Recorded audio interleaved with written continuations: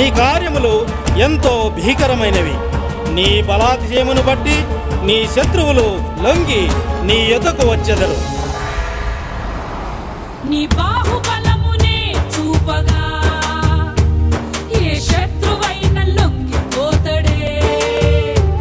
నీ బాహుబలమునే చూపగా ఏ శత్రువైన లొంగిపోతడే. ఒక చూపుతోనే భూమి కంపిస్తదే. కత్తింపుతోనే సముద్రం ఎండిపోతదే. ఒక చూపుతోనే ఒక చూపుతోనే